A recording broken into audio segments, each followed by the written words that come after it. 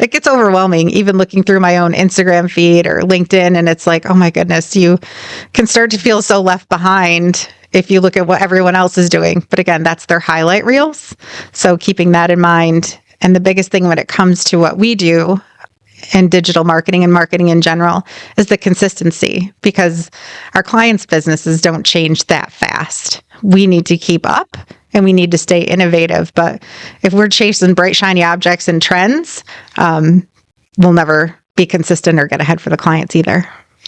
Yeah, that's one of the principles that I built Moxie Men on, is consistency. And when I found a system that worked and tools that worked, I kind of just stuck with it, because you know as well as I do, there's always a new buzzword or a new acronym coming down the pipeline, and it's just a way for people to make themselves sound smart. And that's kind of the position I've always taken. So I kind of started to ignore all of that, all these different like algorithm changes and, acronyms, EEAT, and I know what that one means, but there's a lot of them that I don't. And one of the things that I found is that clients and potential clients, they don't care about that.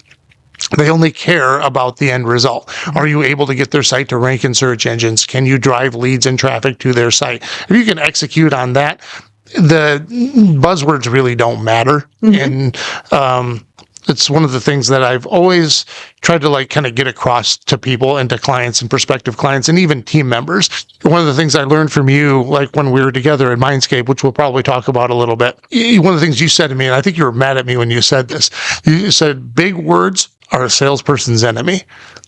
Do you remember that?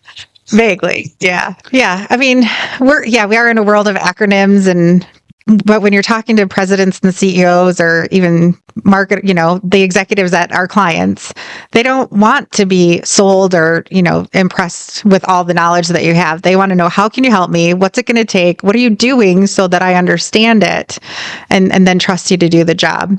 But it was funny. I actually did a team training today and talking about ROAS and KPIs and data-driven, And I'm like, yeah, really, this just means what's their goal? How are we going to measure it? And then giving them charts and graphs to show what we've done and the impact it's had. So just keep it simple.